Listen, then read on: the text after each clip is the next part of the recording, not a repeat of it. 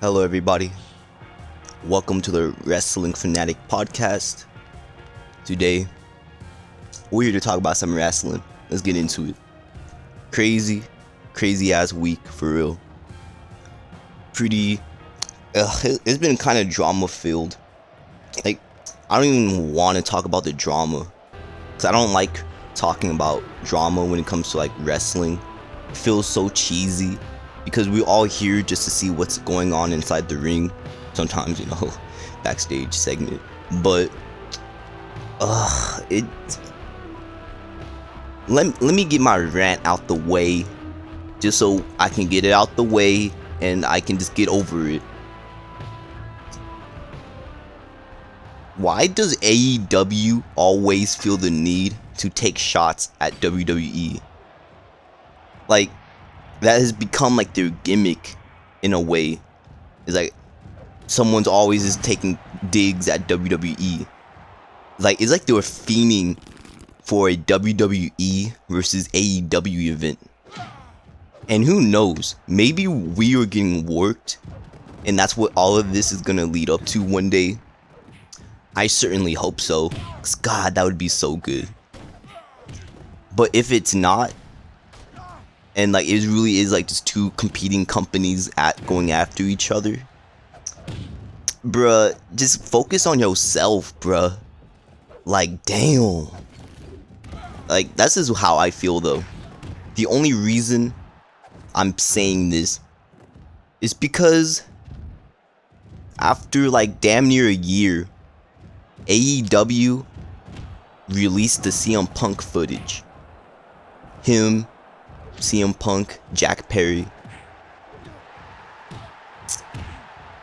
And, if it was in the context of a rivalry, it would, I would have no problem with this. Because sometimes you can use real life problems and encourage it into, into the product. But, one, CM Punk is not even in the company no more. He hasn't been for months. And two, Jack Perry wasn't even the one presenting the footage. It was the damn Young Bucks. The damn Young Bucks. Like, yeah, I get, they're a pivotal part of the company. But the Young Bucks didn't even want to do this, from what I heard. They didn't even want to do this. They weren't comfortable. It was all Tony Khan's idea. It was to build up the Young Bucks versus FTR. And yeah, first of all, Young Bucks versus FTR is going to be a great match. But they didn't need to do this. You look at the footage. Oh my god. This footage has been hyped up as something that's like, oh, it's a fight.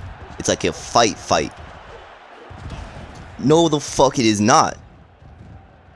CM Punk took like a shot and then put Jack Perry in a headlock. Come on, bruh. The fight lasted like 10 seconds. Sheamus versus Daniel Bryan lasted longer than this fight. Chavo Guerrero versus Kane lasted longer than this fight. The Rock, you get the point, okay? Showing this footage did nothing. It did absolutely nothing. If anything, it made your competitors look worse than what they actually are. And the reason I say that is because, bruh, okay, you hype this up as a huge fight, 5-second fight. The person who's in your company kind of lost. He didn't lose, okay? Because all the fight was 2 punches and CM Punk putting him in a headlock. So it wasn't even a fight. It was like a fucking, oh my god, it was a fucking interaction. It wasn't even a fight, it was a fucking interaction. It was like a god damn. Tony Khan went on the internet saying how he feared for his life. because of this. Come on, bruh. Come on. Come on, bruh. Y'all, I was expecting like 10, at least 10 seconds, like some like real like MMA shit on this. The way y'all hyped this up. Y'all show this footage and to fucking, oh my god, bruh. They show the footage, and at their own event, there's CM Punk chants. This was a terrible idea. I have no say-so in the wrestling world,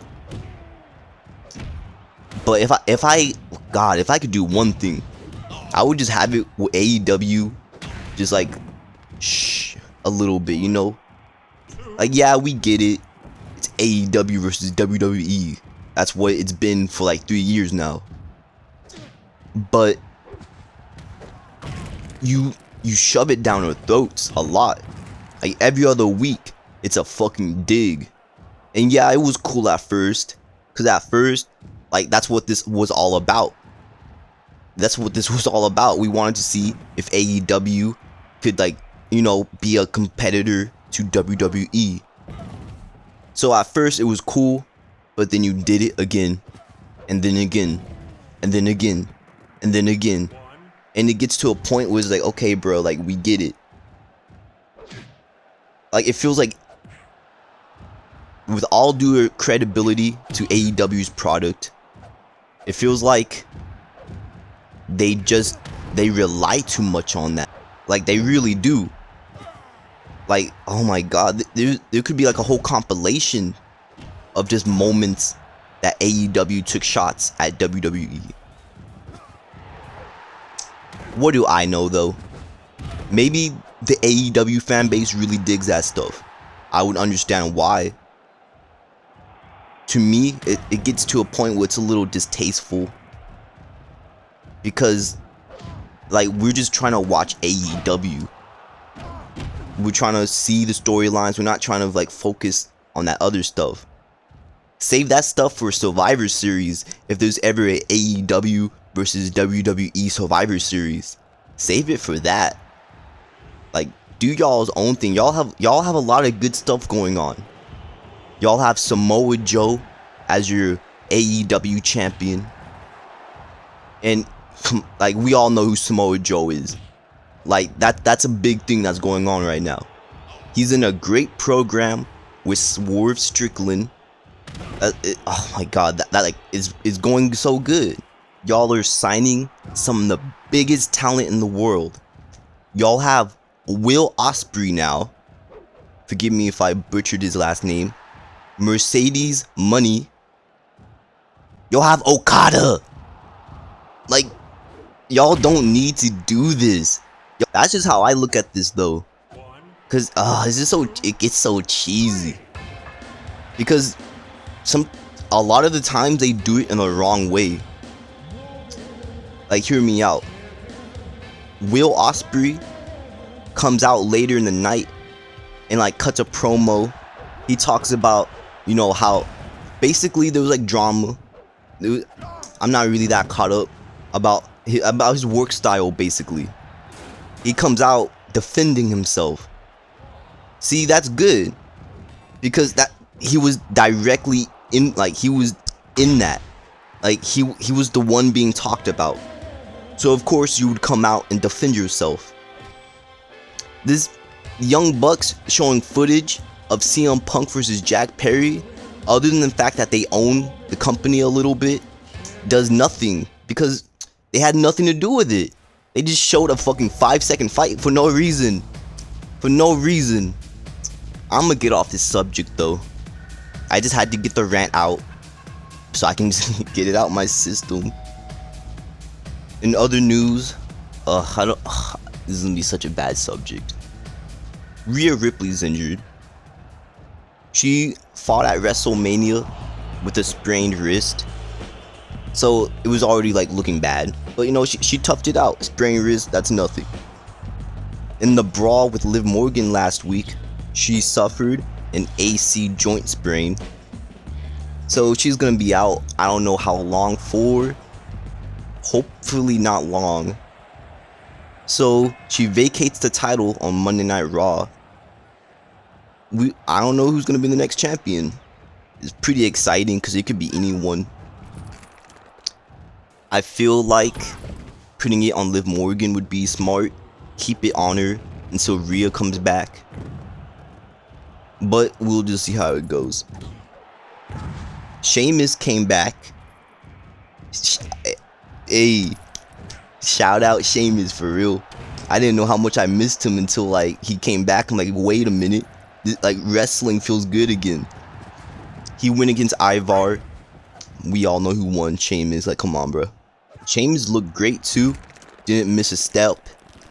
I want to address something to all these fucking fuckers who've been talking about like Sheamus had a little belly on him. So fucking what? So fucking what? Bro was injured. He just came back. It's not like he's like big. Like, he's not big. He just, you know, he had a little belly on him. Like, I saw like shit on the internet. Like, oh, Sheamus needs to lose weight. Bruh, you need a life if you're over here concerned about Sheamus's gut, bruh. From what I heard, Sheamus 2 months ago was thinking about retiring. So he was probably just chillaxing, living his life. Bro's been doing this for a decade, almost 2 decades. So like, bruh, chill, like, leave bro alone. He's still gonna come out and do great things. It doesn't matter. Like, it does not matter. I was surprised to see him back. Speaking of surprises, Tama Tonga's here. Tama Tonga. He's part of the bloodline. So basically what happens, the bloodline comes out, Solo Sakai and Jimmy Uso, Paul Heyman. You know, they talk about what happened at Mania, all that stuff. After a while, Jimmy Uso gets on the mic, starts, you know, speaking his game. Solo is just like, you know what? You lost at WrestleMania. And we don't like losers. Eventually, Jimmy gets attacked from behind. Dude in a hood. He takes off the hood. It's Tama Tonga. And they did it so well because, damn, they brutalized this man Jimmy. They hyped it up. They hyped Tama Tonga like really well. I'm excited to see what he does in the WWE. Honestly, I've been wanting him in the WWE for like a minute now. I always felt like he would have done well. He would have fit in well. I'm pretty sad that his tag team partner, Tama Loa, didn't come with him. Maybe he will. Once again, I don't keep up with backstage stuff. I don't know about contracts or nothing. It would be nice seeing those two tag together in the WWE. I'm really interested to see what they do with this storyline. Because Jimmy's now out. So he's probably going to be a face. Is he going to team up with Jay again? Oh my god. That would be so cool to see. We'll just see though. There's new Raw tag team titles. The Miz and R-Truth, who won the titles at WrestleMania, they got awarded some new titles, replacing the design of the old ones. Honestly, I really like the new titles. I like the classic look it has. From what I believe, the same thing's gonna happen on SmackDown. We'll just see how those look. It doesn't really matter that much though. It was a great segment. I'm so happy like R-Truth is like who R-Truth is. He makes like, he's such good comic relief. Like, he's so good at his delivery. Like, his character work is so good. He made Triple H laugh. Because Triple H is presenting these titles and R-Truth is just like, wait, where's Triple H at? Don't tell me that this dude has you fooled too. the ongoing joke that Tommaso Ciampa is Triple H is like hilarious. Triple H is over here trying his damn hardest not to laugh. I felt like he just had to leave early. He was like, "Can I just go now?" He wanted to leave because he knew he couldn't do it. He knew he couldn't do it. He couldn't compete with Truth. And he was like, I'm getting out of here before I break. It was good. It was such a good segment. They're going to be facing DIY, who won a tag team match to a damn good tag team match too, to get their spot in the next pay-per-view going against Awesome Truth. So it's going to be great. R-Truth being tag team champions with The Miz. I'm telling y'all, there's gonna be so many funny, witty moments that comes from this. Like, it's just getting started. We was wondering who Damian Priest's first opponent at the next pay-per-view is gonna be.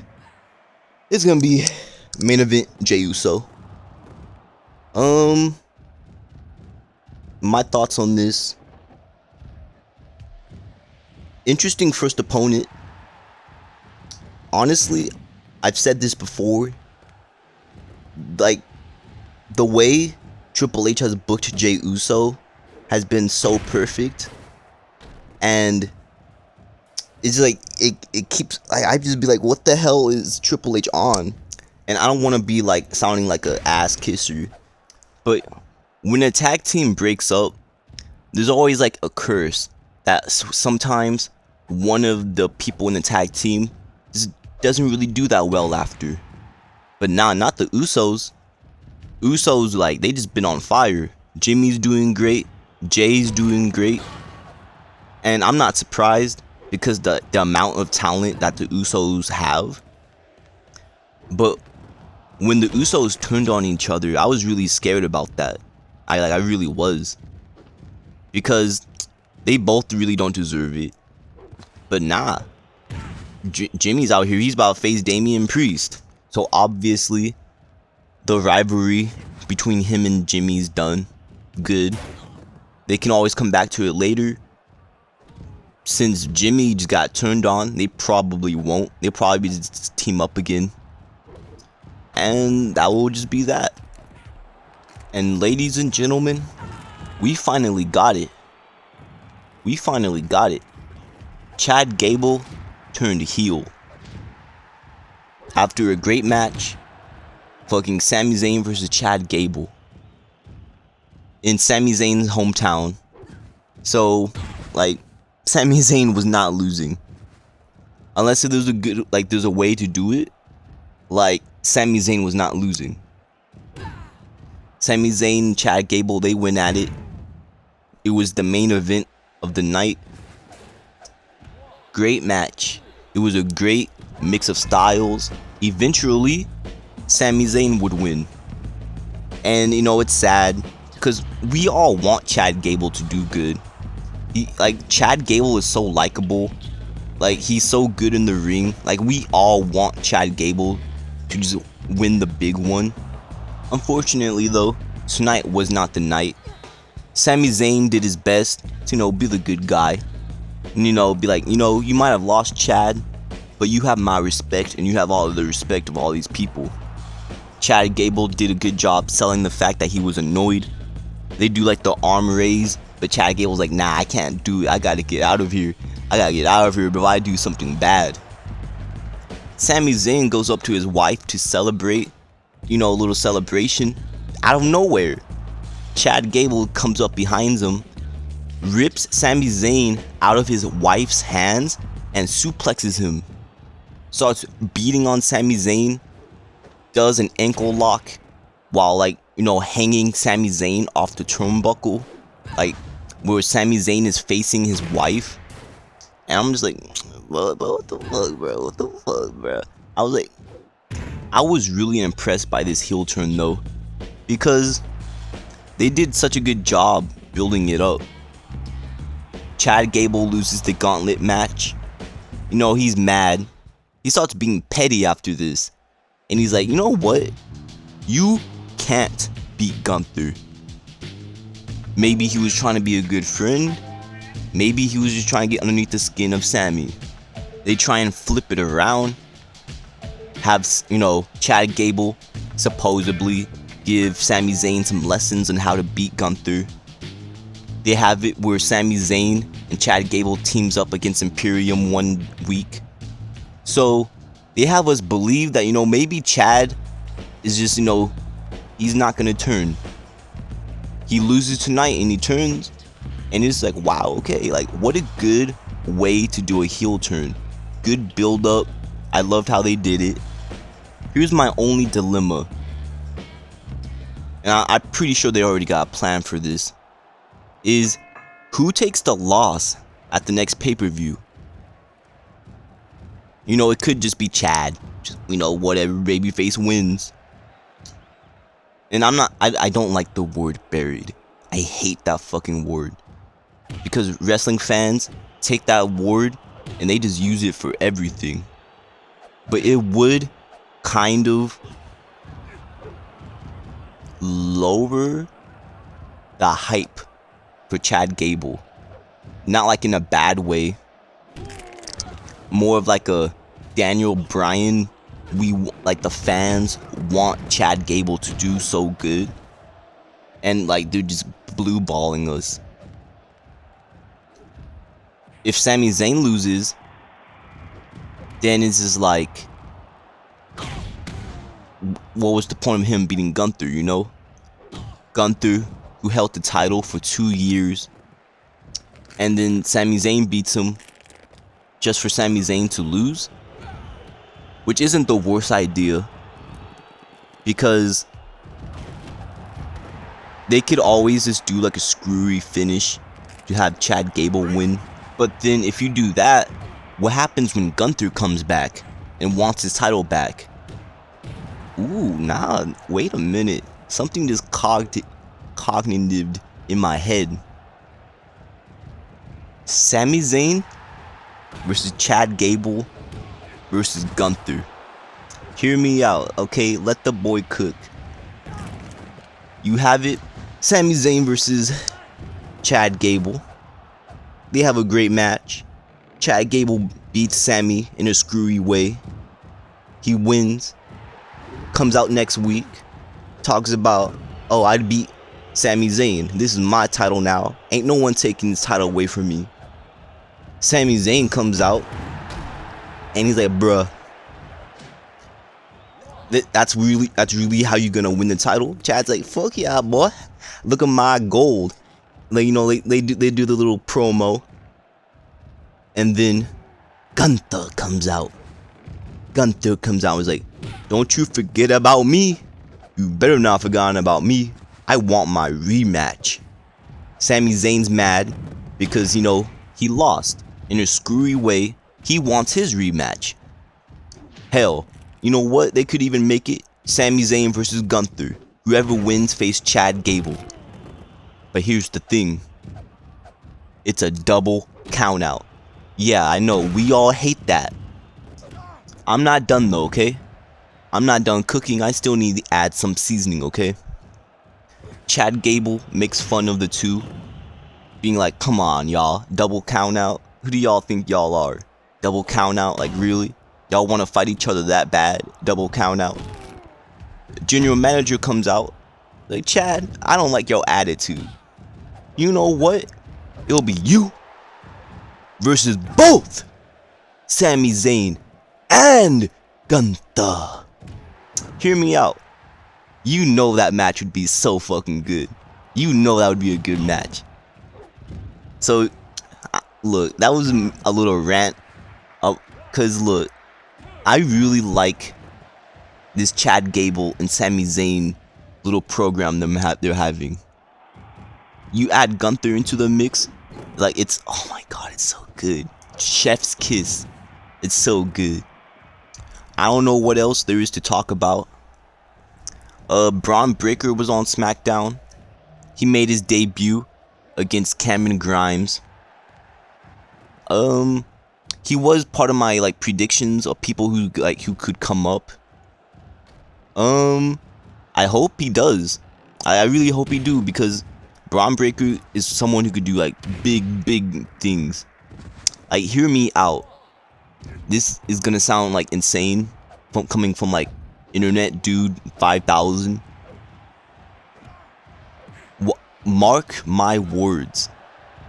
Braun Breaker is gonna be the next big thing in WWE. Only reason I say that is because he already has the look, he has the name, he looks very like marketable. Like, Braun Breaker could really, he has so much potential to be either a really good face or a really good heel. That's how I feel about that though. Jade Cargill, ever since debuting at WrestleMania, has just been killing it. And by killing it, he's been killing competitors. Not surprising. We all knew Jade Cargill was gonna get pushed. She looks like a fucking statue. She looks like $1,000,000. She's a very attractive woman. She's good at what she does. And like, come on, like, we all knew the moment Jade Cargill got signed to WWE that they were gonna push her to the moon. That's just about that though. You know, there's other things. There's NXT. Let's get into NXT a little bit, and then I'll try and wrap it up for y'all. Okay. The first thing I want to get off, like, you know, just on NXT in general, is the fact that the Final Testament is now in NXT apparently. They're on both SmackDown and NXT, from what I'm gathering. They have a YouTube exclusive interview where they talk about coming to NXT, which is great. I'm happy that is, because I don't know if y'all remember, like, all the members of the Final Testament was once in NXT, and they all did great. Like, AOP, like, destroyed everybody for like months on end.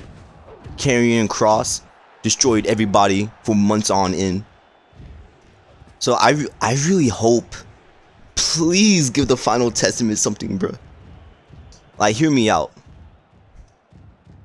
This is gonna be a fucking crazy thing that I'm about to hit on y'all, okay? Y'all remember Sanity, right?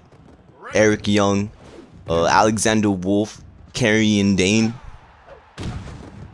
They were one of the the tag teams I really wanted to do so well in WWE, cause like I really just fucked with their vibe, and unfortunately it just never like went off the ground. The Final Testament had the potential to be Sanity, but so much greater, cause you already have the AOP, two really big dudes who can just throw people around and be dominant. You have Karrion, someone who can throw people around and just be dominant. And then you have the two managers. Like, come on, bro. Like, y'all don't see what I see, right? Like, y'all can do like another faction NXT takeover. Get it? And just have them where like they just do great. So, Final Testament, they're now on NXT. They didn't announce it on NXT TV, but it is on their YouTube channel. From what I'm gathering, they're both on SmackDown and NXT. They just do what they want for real. And hey, you know what? Who's gonna stop them? Who's gonna stop them? Because hear me out. The Final Testament have so much potential, bruh. I know I throw around that word potential a lot. That's because, I don't know, maybe I just see too much in people. But hear me out. Karrion Kross and AOP were both on NXT at one time. And if y'all remember, they did some crazy things in NXT. AOP dominated the tag team division for like forever, the entire time they were there. Karrion, destroyed the entire men's division. So, hear me out, okay? Y'all remember Sanity, right? Eric Young, Killian Dane, Alexander Wolf. Also Nikki Cross. Let me not forget that. To me, I'm not in control, but if I was, I would have pushed Sanity like far. Maybe it would have been a mistake. It would have been a little testing out. You know, I would have just seen what could have been done. How I would have done it. Look, I'll get back to my main point. Look, let me just be crazy for a little bit. Just have it where Sanity destroy people, do what they want. Come on, that's literally their thing. Is they're chaotic. Just have them cause chaos. Backstage fights, weird promo segments. Even have it where they come out and just destroy things just because they're mad. They destroyed the entire set. That's just me though. I would have pushed Sanity. But maybe it's a good thing that didn't happen, because the Final Testament could be everything that Sanity wasn't. Like, for real. Because if like a tag team like the Final Testament decided to go on a tear, they could. Because y'all have the AOP, two big dudes who just be throwing people around and dominating people. You have Karrion Kross, big dude who just be throwing people around and dominating them. Like, who's gonna stop them? So I'm just saying, like, that is exciting to me, having the Final Testament in NXT, because maybe we could have got what we could have gotten in Sanity out of the Final Testament. I hope so, because all three competitors are really good. They're really talented. They have such a cool look. Karrion out here looking like buff Jerry Leto. AOP looking like his two big ass goons. Like, bro, I fuck with it so much. And then you add in Paul Ellering. I'm sorry if I said his name wrong. And Scarlett. I'm just saying, personally, I'm excited. Tatum Paxley turned on fuck, I hate saying her name. Laria Valkyria. Holy shit, I get it wrong every time. I'm so sorry. How do you say her last name? Valk. Yeah. Holy shit. Valk area. Whatever. Y'all know who I'm talking about. So yeah, they're gonna face each other soon, I'm guessing. Interesting choice. I feel like it's gonna go well. I mean, of course. Let me hit y'all with some greatness, okay? This is why, like, this is so good, her turning. Because Roxanne also turned very recently. So why I feel like the next takeover, just a prediction, is it's gonna be Roxanne versus Laria at the next pay-per-view. They're gonna have it where Laria has to overcome like a bunch of odds. They could have it where Roxanne and Laria team up together and just like make Laria's life hell. They can really do a lot to like build up Laria as like a really good babyface. Title change, Axiom and Nathan Frazier beat Baron and Braun. I love saying that, Baron and Braun. Happy for them. Out of everybody, like, I'm happy it was Nathan and Axiom. It was a cool ending. Baron went to go check on Corbin. Like, you good? You good? And it cost them the win. Baron Corbin as a babyface, tweener babyface, is surprisingly really good. Way better than I thought it was gonna be.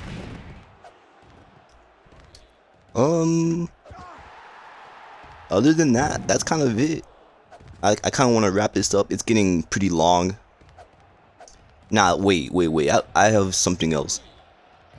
Ivar is now in NXT. He is going to face Oba for the North American Championship down the line. Great showing for Ivar too. This dude moves so crazy for like someone his size. Like, this dude is over here cartwheeling and like flipping and stuff. Like, what the fuck? He's no longer a Viking, I think. I think he's this Ivar. It's nice though. It's really nice.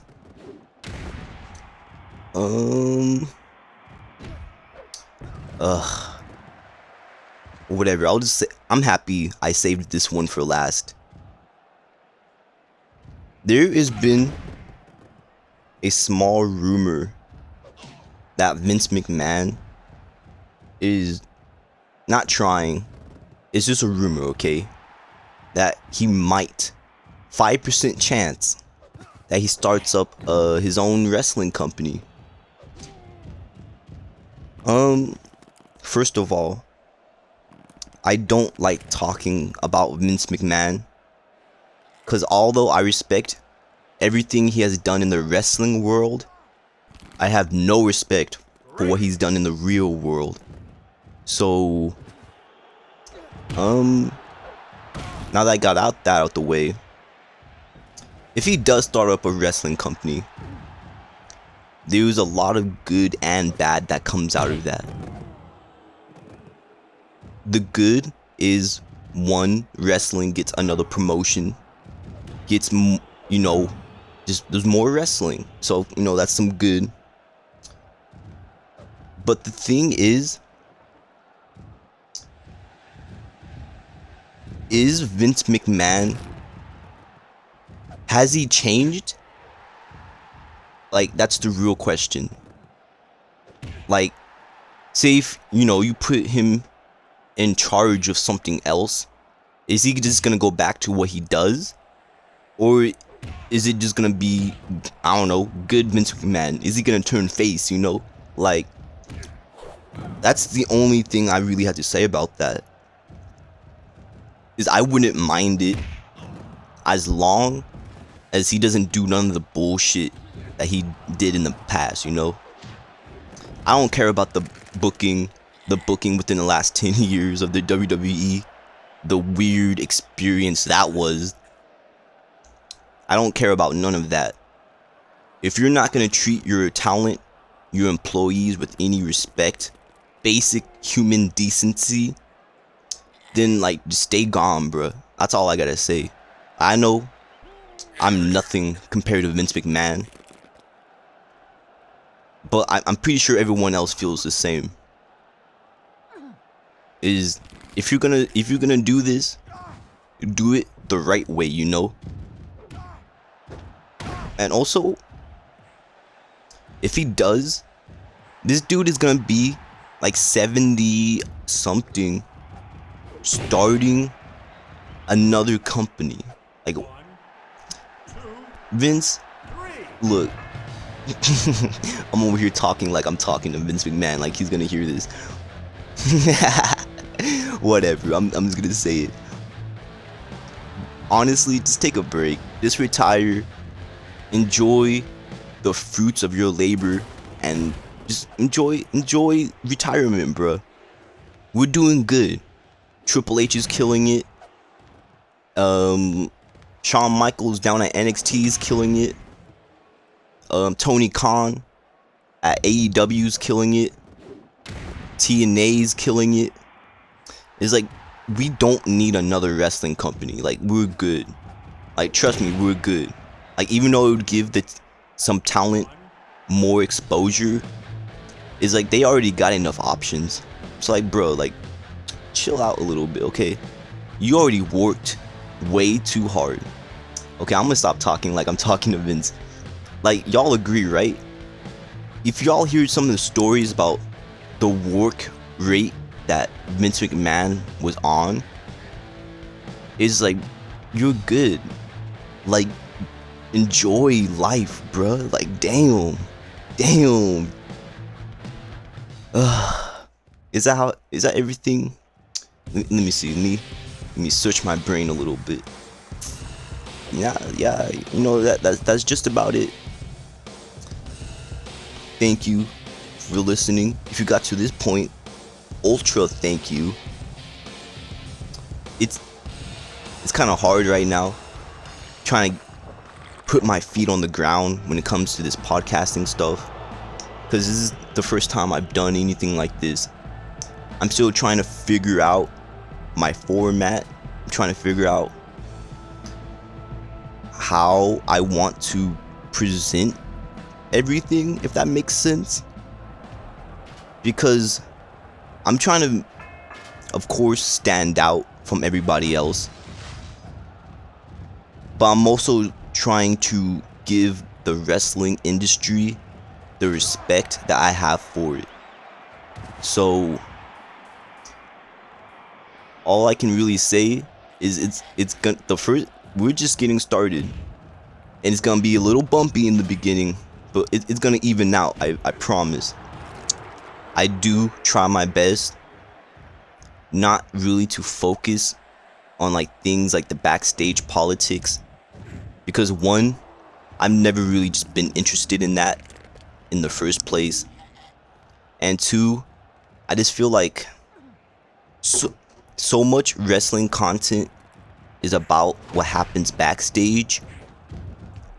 I want to focus on what's going on in the ring, because that's what keeps me interested, and because of the fact that I'm not really that prevalent in the wrestling business, I don't know people who work for companies or like know people.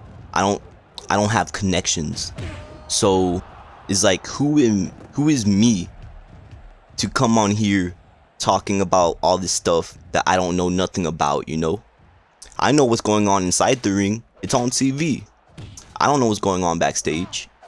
So I'm just gonna tell y'all what I hear, what I think about what I hear.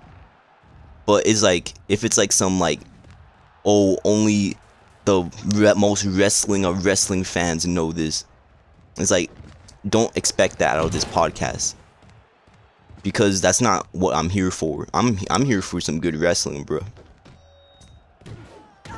Well, yep, that's it. That's that though. Once again, I can't stress this enough.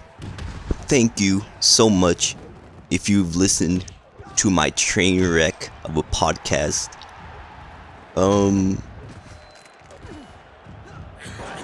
I hope you stay healthy. I hope you stay good. I hope you drink some water. And that's that. I don't know why I got so inspirational at the end. I don't know how to end. I don't know how to end it. I'm just gonna end it, okay? I'm just gonna end it. Look, I'm about to press it.